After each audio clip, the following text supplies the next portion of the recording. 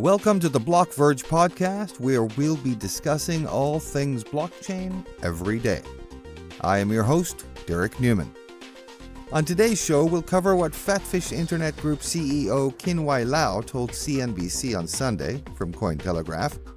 We'll look at what Ethereum co-founder and renowned blockchain developer Vitalik Buterin discussed regarding the infrastructure around Bitcoin and Ethereum, courtesy of News BTC.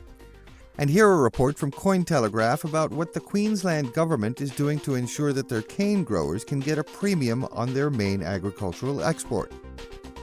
So, for today, Tuesday, July 31st, 2018, the naturally sweetened edition, let's get started.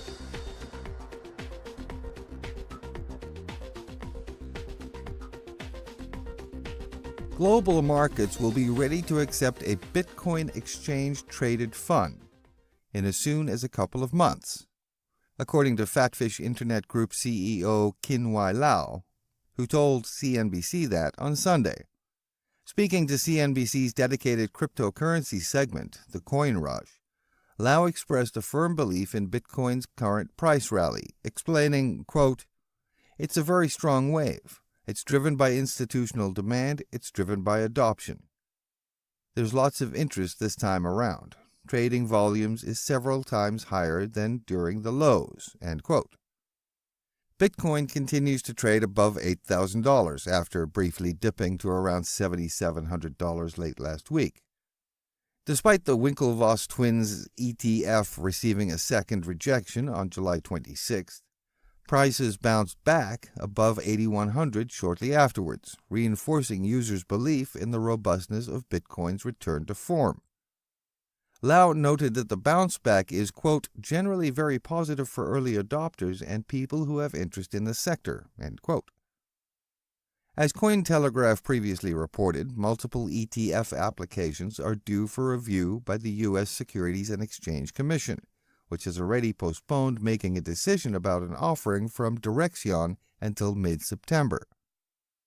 After the agency rejected the Winklevoss's ETF petition, SEC Commissioner Hester M. Pierce published a statement of official dissent, arguing that the SEC has overstepped its limited role.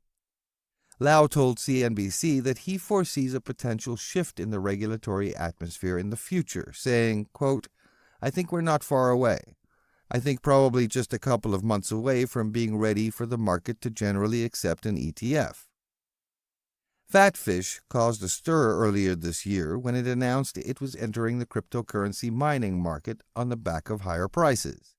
In January, the company invested $1 million for a 51% stake in Singapore startup APAC Mining.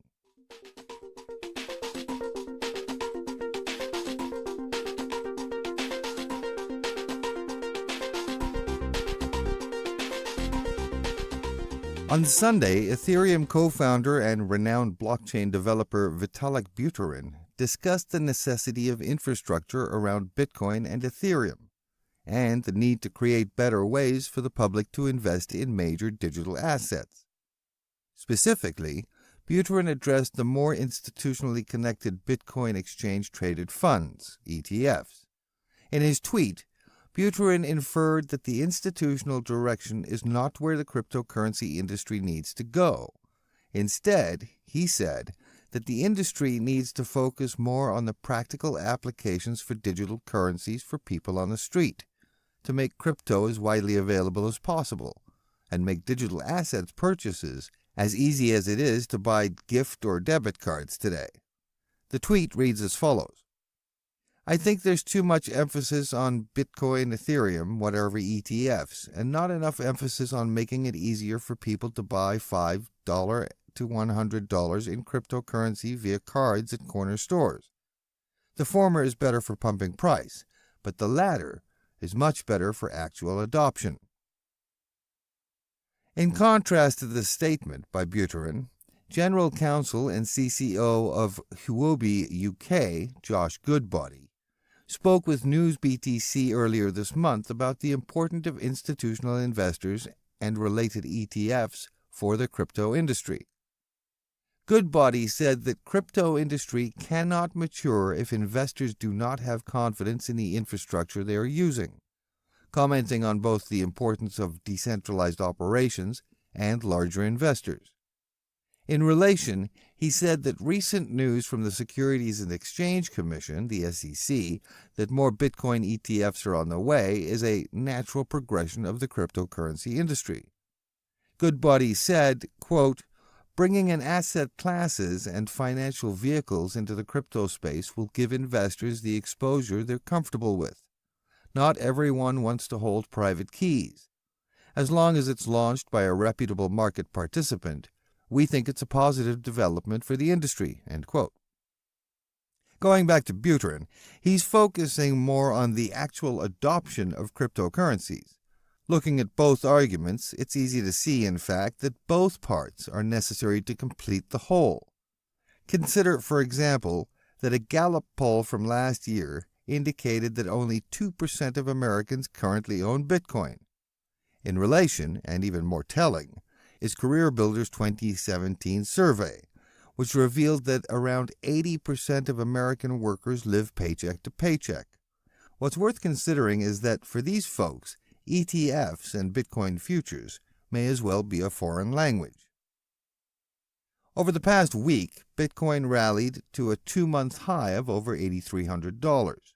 Some within the cryptocurrency community believe that the price increases were related to speculation that one of several ETF proposals submitted to the SEC recently would soon be accepted.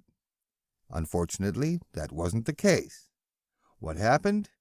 The U.S. financial watchdog rejected the ETF proposal of Cameron and Tyler Winklevoss, owners of the Gemini exchange platform. As noted by NewsBTC, whilst the Winklevosses' effort wasn't the most anticipated application for a Bitcoin ETF, the ruling from the SEC could be seen to be directed at the cryptocurrency industry itself, rather than a specific proposal.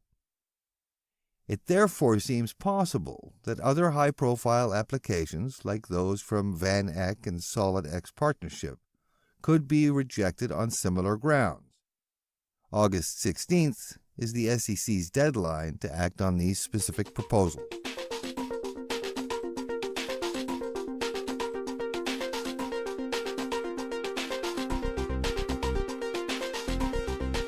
We've spoken before on this podcast how Australia is embracing blockchain technology in everything from elections to the military. Well, they're at it again.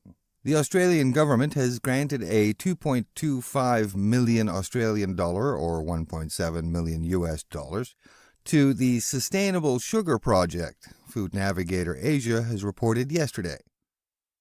The Sustainable Sugar Project, led by the Queensland Cane Growers Association, will use blockchain technology to track the provenance of sugar supplies to Australia.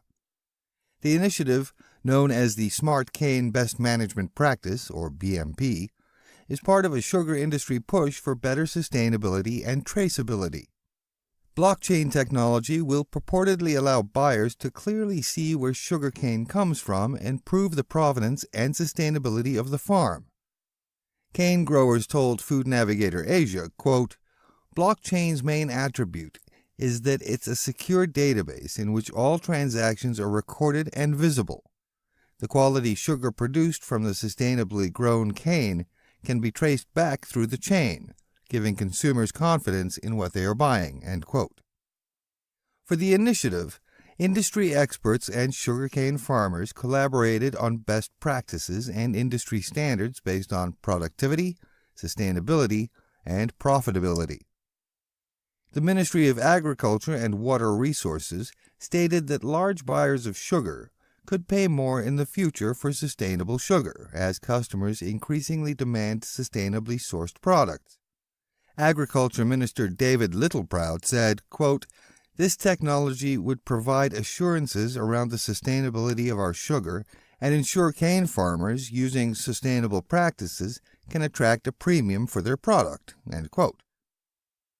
Blockchain technology is proven to be a boon for logistics and supply chain applications, and is widely regarded as a cheaper and more efficient way to track complex supply chains globally. Today, the Commonwealth Bank of Australia announced that it completed a successful trade of 17 tons of almonds to Europe using blockchain technology. The platform, which was part of the collaborative effort of 5 supply chain leaders, is underpinned by distributed ledger technology, Internet of Things, and smart contracts. Earlier this month, U.S. computer technology firm Oracle released its blockchain platform focusing on transaction efficiency and supply chain authentication. Oracle Blockchain Cloud Service uses Hyperledger Fabric as its basis and launched following a series of trials with banking, business, and government clients.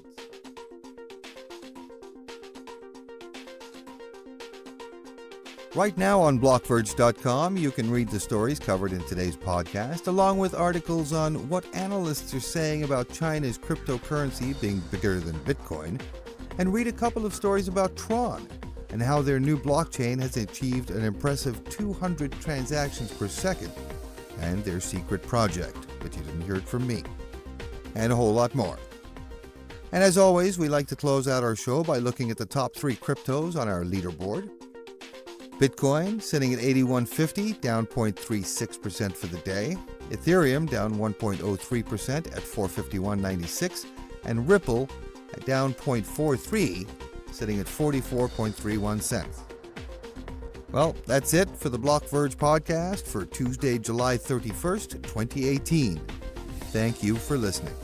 For Blockverge.com, I am Derek Newman, and I will talk to you tomorrow.